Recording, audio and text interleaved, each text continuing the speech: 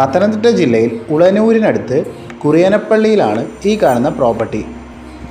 26 cent land ഏരിയയിൽ 3650 square feet വരുന്ന ഹൗസും ഒപ്പം ഒരു കൗ ഷെഡും പട്ടിക്കൂടും ഉൾപ്പെടുന്നു.